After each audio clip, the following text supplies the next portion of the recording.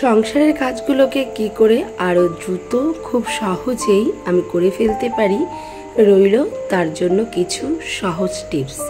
ভিডিওটি কেউ স্কিপ করো না, আশা করছি তোমাদের অনেক ভালো লাগবে আর একটু হলেও তোমরা উপকৃত হবে।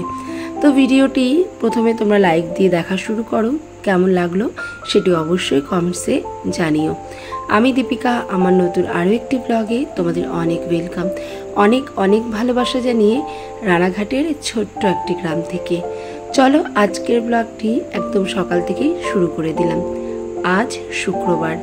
তো দেখো, প্রথমেই সকালবেলা ঘুম থেকে উঠে চিয়া সিডটা ভিজিয়ে রাখলাম, কারণ একটু বাদে অন্বেষা পড়তে যাবে, ও ওটা খেয়ে পড়তে চলে যাবে। আর এদিকে আমি এক গ্লাস ডিটক্স ওয়াটার নিয়ে নিলাম।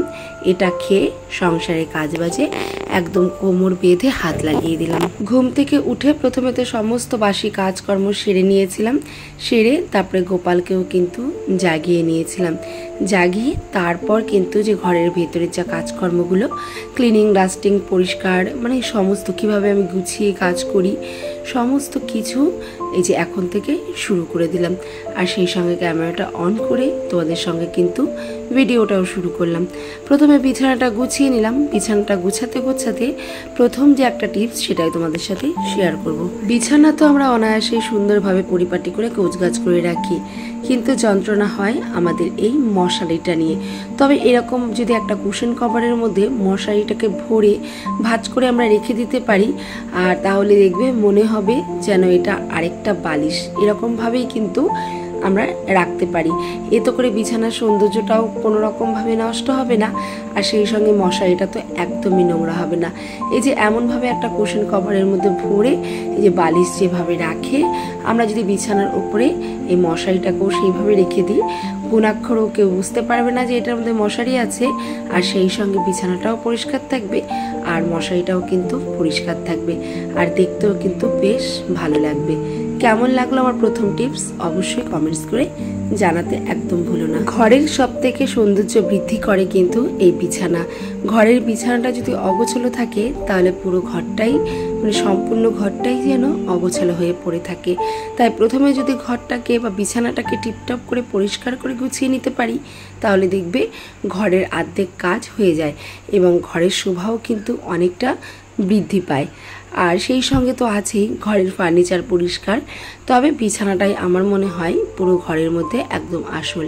সোফাটাকেও পরিষ্কার করে নিলাম। এখন দেখো এই যে ওয়ার্ড্রপটা, এটার ওপরটা পরিষ্কার করে নেব। আমাদের দ্বিতীয় টিপস হলো এই যে ঘর পরিষ্কার করা। আমরা যদি প্রত্যেক দিন প্রত্যেকটা ফার্নিচারকে হালকা হাতে ধুলোবালি, ওপরের ধুলোবালিগুলো পরিষ্কার করে দিই, তাহলে দেখবে ঘর দুয়ার তো সহজে নোংরা হবেই না, ঘরের জিনিসপত্র তো সহজে নোংরা হবেই না। আর সেই সঙ্গে আমরা যেদিন ডিপ ক্লিনিং করব, খুব একটা ডিপ ক্লিনিং করার প্রয়োজন পড়বে না ঘন ঘন, ওই 15 দিনে বা মাসে একদিন করলেই কিন্তু তখন যথেষ্ট হয়ে উঠবে। তো এইভাবে যদি আমরা প্রত্যেক দিন হালকা হাতে একটু করে পরিষ্কার করে দিই, ঘরের কাজটাও যতটা হালকা হয়ে যায়, ঘরের জিনিসপত্রগুলোও কিন্তু ঠিক ততটাই পরিষ্কার থাকে। আর প্রত্যেক দিন যদি হালকা হাতে পরিষ্কার করে দিই, তাহলে দেখবে ঘরটাও প্রত্যেক দিন নতুনের মতোই চকচক করে। আর আমাদের কিন্তু কাজের খাটুনিটা এবং সময়টাও অনেকটা বেঁচে যায়। তাই আমরা প্রত্যেক দিন যদি এভাবে হালকা হাতে ওপর দিয়ে পরিষ্কার করি, তাহলে কিন্তু ডিপ ক্লিনিংয়ের যে খাটুনিটা সেটা কিন্তু আমাদের অনেকটাই কমে যাবে। তো আমরা কিন্তু এইভাবে ছোট ছোট কিছু টিপস ফলো করে সংসারের কাজগুলোকে করতে পারি।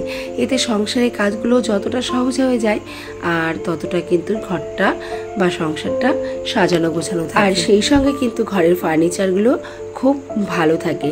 কথাই তো আছে, যত্নে কিন্তু জিনিসের সৌন্দর্যের আয়ু বৃদ্ধি পায়। মানুষের যেমন যত্নে সৌন্দর্য বৃদ্ধি পায়, তেমনি জিনিসপত্রেরও তাই। যতই হোক আমরা সকালবেলা ঘর দুয়ার ঝাড় দিই, কিন্তু দেখবে বিছানা পরিষ্কার করার পর বা ঘর দুয়ারটা একটু পরিষ্কার করার পর ঘরটা কেমন যেন বালি বালি হয়ে যায়। তো সেটাকে যদি আবারও ঝাড় না দিই, তাহলে কিন্তু নোংরা নোংরা মনে হয়। তাই ঘরের বিছানা পরিষ্কার করে আর ঘরের সমস্ত কাজকর্ম করে ঘরটাকে আবারও ঝাড় দিয়ে নিলাম। আর সেই সঙ্গে একটু সেদ্ধ ভাত বসিয়ে দিয়েছিলাম, পেঁপে সেদ্ধ আর কাঁচকলা সেদ্ধ। অন্বেষা টিউশন থেকে বাড়ি চলে এসেছে, ও এখন ভাত খাবে। আসলে ও আজকে নিজে পড়তে যায়নি, ও গেছিল পড়াতে। তো পড়ানোর থেকে বাড়ি চলে এসছে, আমি কিন্তু এখন ওকে পেঁপে সেদ্ধ আর ঘি দিয়ে ভাতটা খাইয়ে দেবো। ব্যাস সকালে কিন্তু আজকে এই গরম গরম সেদ্ধ আর ঘি দিয়েই সকলে মিলেই খেয়ে নিয়েছিল। আর আমি সকালে ওই চিয়া সিড খেয়েছিলাম, ব্যাস ওটা খেয়েছিলাম, আবারও সেই দুপুরবেলা খেয়েছিলাম। তবে অন্বেষাকে খাইয়ে দাইয়ে এখন দেখো একটুখানি ও চুলে হেনা লাগাবে। তো প্রচণ্ড পরিমাণে বায়না করছে কয়েকদিন ধরেই। তো কয়েকদিন ধরে যেহেতু বৃষ্টি প্রচণ্ড পরিমাণে নেমে আছে, আর বৃষ্টি হলে চুল যদি না শুকায় তাহলে তো হেনাটাও তেমনভাবে বসবে না, আর মাথায়ও ঠান্ডা লেগে যাবে, চুলটাও কিন্তু খুব তাড়াতাড়ি শুকোবে না। তো এই কারণে আজকে দেখলাম বেশ অনেকটাই রোদ উঠেছে, আর ও হেনাটা কালকে ভিজিয়েও রেখেছিল।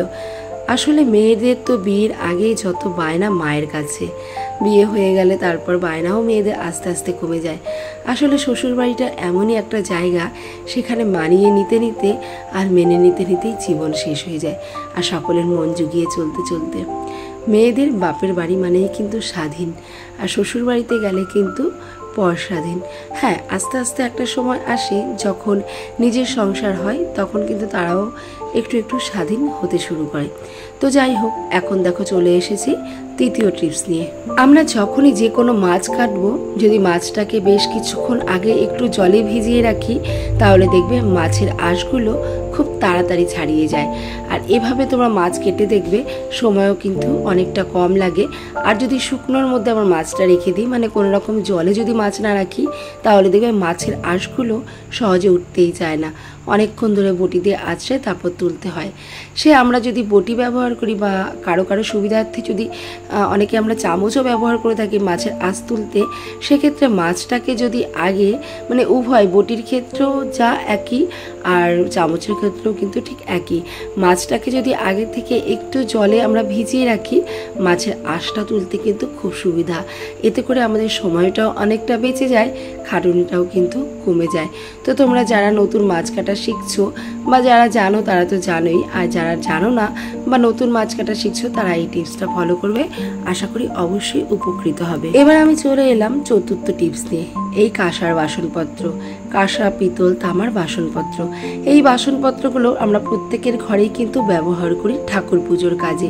তবে এই কাঁসা পিতলের বাসনপত্র যদি চকচকে না থেকে কালো হয়ে যায়, সেটা কিন্তু দেখতে একদম বাজে লাগে, আর খুবই খারাপ লাগে। ভগবানের পুজো দিতেও খারাপ লাগে, একটা মানুষের সামনে কিন্তু নিতেও ভীষণ খারাপ লাগে।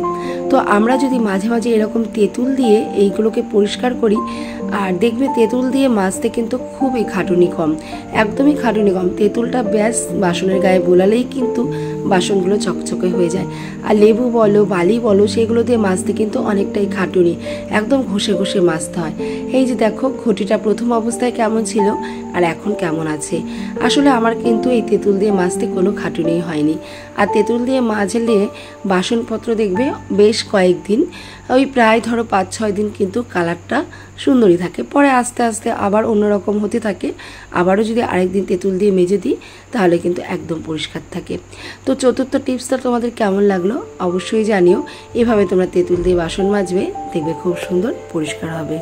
ঠাকুরের বাসনপত্র মেজে তারপরে স্নান করে নিয়েছি, আর অনেক দিন পরেই কিন্তু আজকে মন দিয়ে ঠাকুরের পুজোটা করতে পেরে নিজের ভেতরে একটা শান্তি অনুভব করছি। চলুন আগে পুজোটা দিয়ে নিই।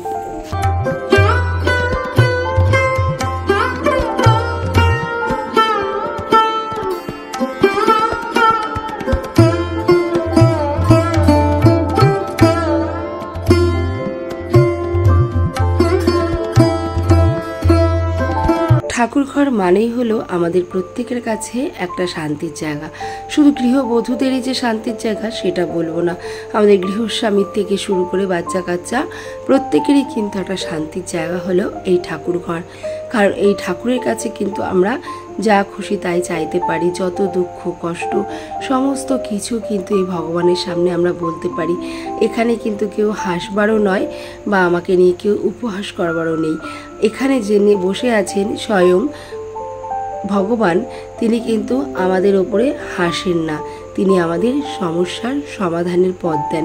তাই আমাদের যত সমস্যা যত দুঃখ কষ্ট আমরা যদি অন্য কারোর কাছে শেয়ার না করে ভগবানের কাছে চুপটি করে এসে বলি, তাহলে দেখবে আমরা কিন্তু সমস্যার সমাধান এখান থেকেই পেয়ে যাব।